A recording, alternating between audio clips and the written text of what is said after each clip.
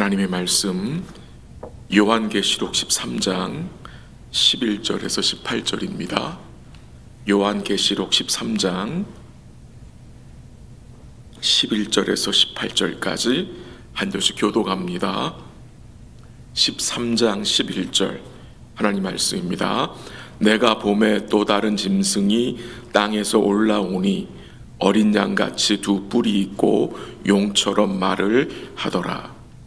그가 먼저 나온 짐승의 모든 권세를 그 앞에서 행하고 땅과 땅에 사는 자들을 처음 짐승에게 경배하게 하니 곧 죽게 되었던 상처가 나은 자니라. 큰 이적을 행하되 심지어 사람들 앞에서 불이 하늘로부터 땅에 내려오게 하고 짐승 앞에서 받은 바 이적을 행함으로 땅에 거하는 자들을 미혹하며 땅에 거하는 자들에게 이르기를 칼에 상하였다가 살아난 짐승을 위하여 우상을 만들라 하더라.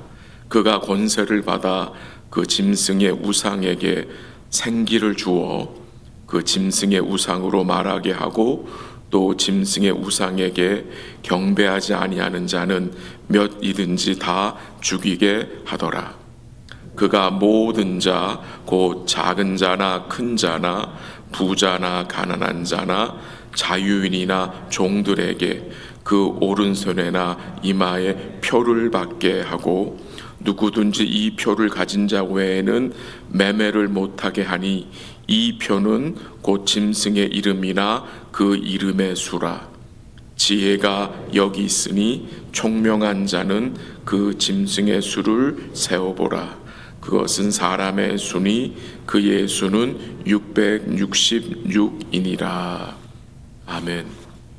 계시록 13장에 사단의 하수인으로 교회를 박해하는 두 짐승이 나옵니다. 어제 우리가 생각한 것은 첫 번째 짐승인데 그 짐승은 바다에서 나온 짐승에 대한 내용이었고요. 오늘은 땅에서 올라온 짐승입니다. 이 땅에서 올라온 짐승이 어떤 모습입니까? 본문 1절 한번 읽어볼까요? 다 같이 시작. 내가 봄에 또 다른 짐승이 땅에서 올라오니 어린 양같이 두 뿔이 있고 용처럼 말을 하더라.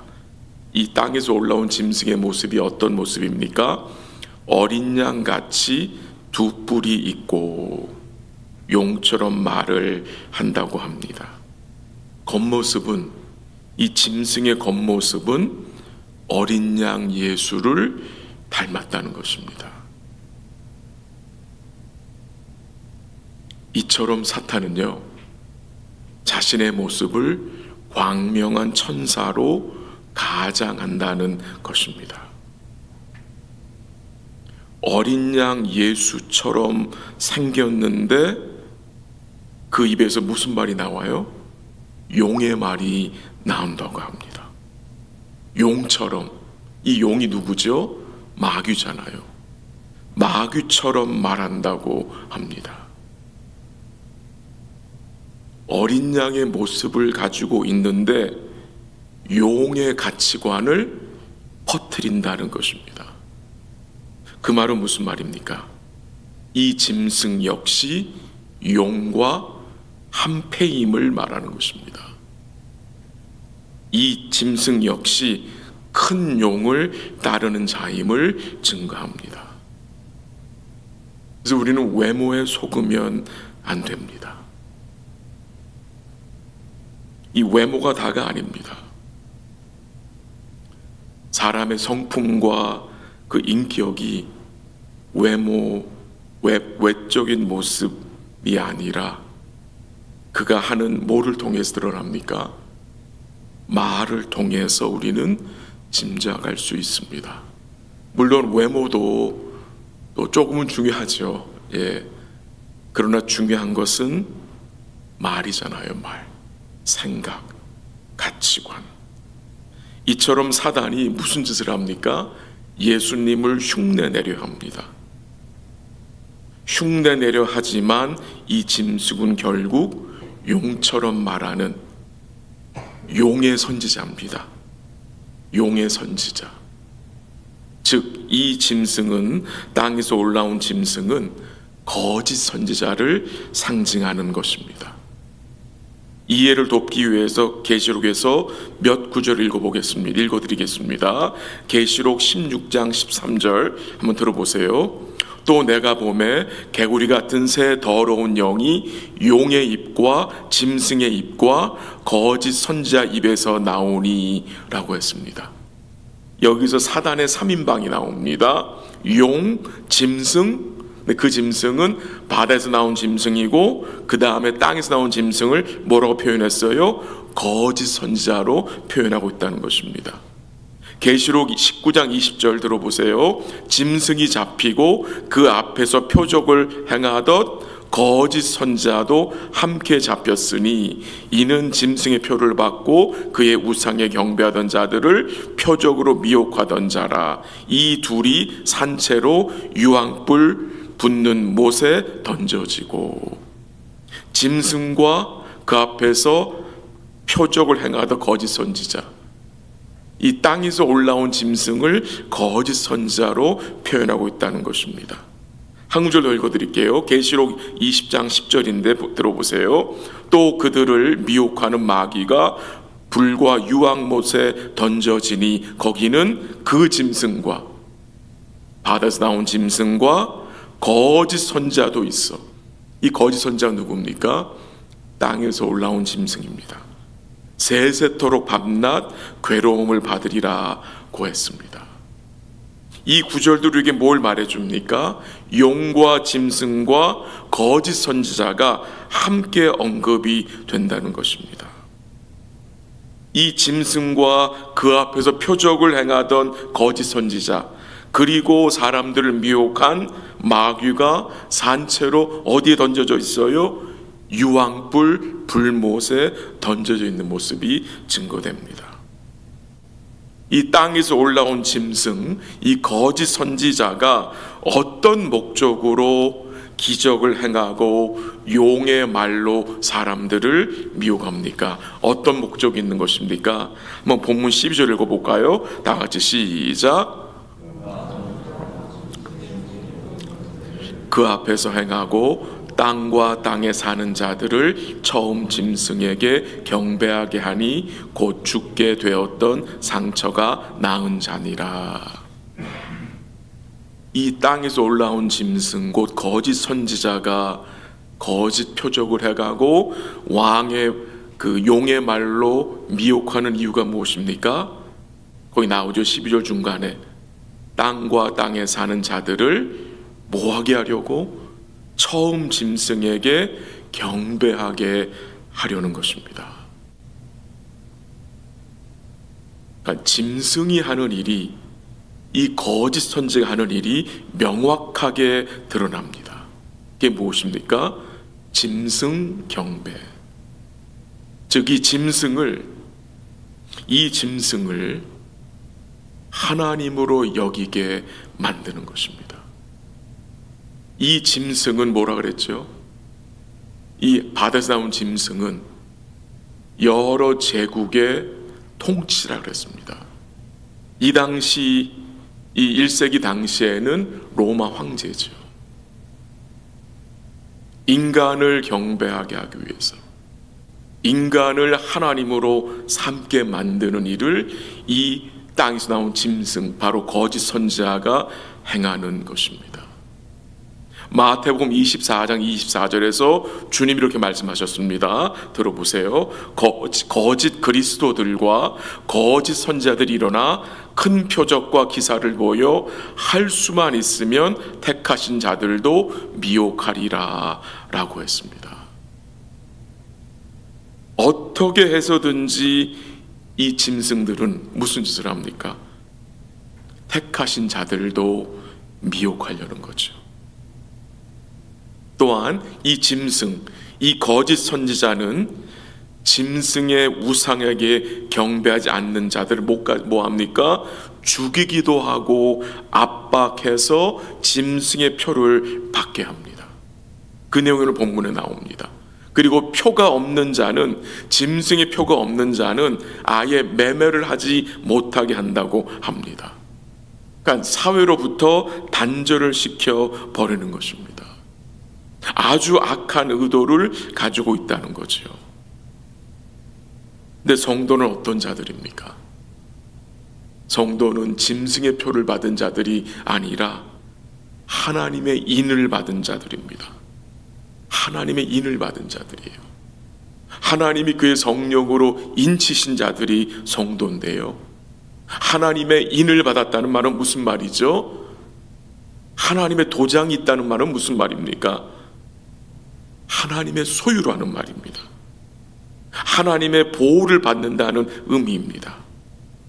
그런데 이마에 짐승의 표를 받은 자들은 누구에게 속한 자들입니까? 짐승에게 속한 자들입니다.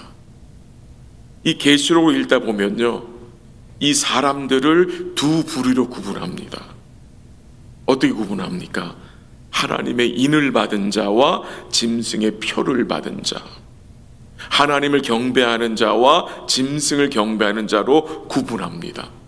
이 둘 사이에 중간은 없습니다. 중립은 없습니다. 어린 양을 따르든지 아니면 짐승을 따르는 자는 둘 중에 하나입니다. 하나님의 은혜로 여러분과 저는 하나님의 인침을 받아 어린 양을 따르는 복된 자들인 사실을 기억하시고 감사하시면 좋겠습니다. 그러니 짐승의 표가 무엇입니까? 한번 읽어볼까요? 17절 한번 읽어볼게요. 시작. 누구든지 이 표를 가진 자 외에는 매매를 못하게 하니 이 표는 곧 짐승의 이름이나 그 이름의 수라. 이 짐승의 표가 뭐라고요? 그 짐승의 이름이나 그 이름의 수라고 합니다. 이것도 하나님을 모방하는 것입니다. 하나님이 그의 백성들의 인을 치잖아요. 그러니까 이 짐승도 뭐 하는 거예요? 그를 따르는 자들에게 뭐 하는 거예요? 표를 주는 거예요. 용의 소유라는 거예요. 그리고 이 짐승의 수가 18절에서는 666이라고 했습니다. 과거에 이 666에 대한 해석이 얼마나 여러 가지 있었습니까? 이 시대마다 유행을 했었어요. 한때는 뭐 바코드다, 한때는 크레딧 카드니까 뭐 크레딧 카드 사용하지 말아라. 또 한 뭐 6, 7년 전에는 이 666은 베리칩이다 막 어수선했었고, 코로나 시기에 때는 이 666이 코로나 백신이다라고, 백신 맞지 말라라고 막 주장하는 사람들이 교계에도 있었죠. 또 앞으로 666을 어떻게 해석할지도 모르겠어요, 사람들이. 그러나 중요한 것은 이 666 숫자는 문자적인 의미가 있는 것이 아닙니다. 이 666 숫자는요, 계시록 14장 1절에 나오는 하나님의 백성을 대표하는 그 숫자가 14만 4천이라는 그 숫자가 나오는데, 그거를 사단이 표방한 것입니다. 자, 하나님의 백성을 대적하고 흉내내므로 자신의 세력을 상징적으로 드러내기 위해서 이 666이라는 것을 이제 만든 것 같아요. 여러분, 666이라는 숫자를 봐도 전혀 뭐 기분 나쁘게 생각하지 마세요. 예, 뭐 자동차 번호판이 뭐 HDC 666, 오우 저 차 뭐 전혀 그렇게 생각할 필요가 없는 것입니다. 성령을 받은 성도는 이 짐승의 표를 두려워할 필요가 없다는 것입니다. 왜 그렇습니까? 하나님이 여러분과 저를 성령의 인으로 치심으로, 인치심으로 주님의 소유가 되었고 주님의 보호 아래 있는 복된 자들이기 때문입니다. 우리 마지막으로 18절 읽겠습니다. 18절 시작. 지혜가 여기 있으니 총명한 자는 그 짐승의 수를 세어보라. 그것은 사람의 수니 그의 수는 666이니라. 지혜가 여기 있다. 총명한 자는 그 짐승의 수를 세어보라고 합니다. 이 말씀은 지혜와 총명이 무엇이라고 합니까? 그 짐승의 수를 세어보라는 말씀을 분별하는 말씀으로 이해해도 좋겠습니다. 삼위 하나님을 모방하여 흉내내어 미혹하는 이 사단의 3인방, 큰 용과 바다에서 나온 짐승과 땅에서 올라오는 짐승, 즉 거짓 선지자들에게 미혹되지 않도록 교회가 말씀 가운데 깨어있는 것이 지혜와 총명의 삶인 것입니다. 우리 사랑하는 성도들이 주님이 주신 그 영원한 복음을 굳게 붙잡고 오늘도 지혜롭게 행하시고 또 아닌 것을 분별하는 복된 삶이 될 수 있기를 바랍니다. 참된 경배와 거짓 경배를 분별하고 참된 복음과 다른 복음을 분별하는 이 지혜와 총명을 우리가 말씀 가운데 소유할 수 있기를 바랍니다. 하나님의 이름이 쓰여진 복된 자들답게 우리 사랑하는 성도들 오늘도 복음의 가치관을 가지고 인내와 믿음으로 선한 싸움 싸우시기를 주의 이름으로 간절히 기도합니다. 한번 기도하겠습니다. 하나님 아버지 감사합니다.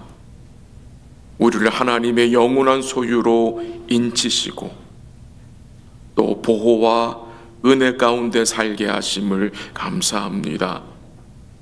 말씀의 지혜와 총명을 주셔서 참된 것을 분별하게 하옵시고 오늘도 복음의 가치관을 가지고 우리의 가정과 우리의 일상에서 생활할 수 있도록 주님 도와 주시옵소서. 또 우리 세라 자매 수술이 잘 마치게 하심을 감사합니다.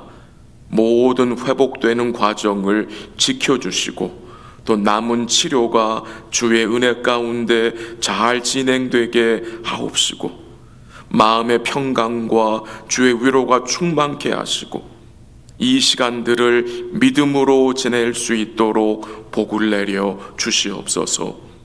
기도하며 주의 긍휼을 간구하는 주의 백성들에게 주의 얼굴의 빛을 비추어 주옵시고 어렵고 힘들고 고통 중에 있고 또 질병 중에 있는 주의 백성들에게 위로와 긍휼과 또한 회복의 은총으로 주님이 함께하여 주시옵소서.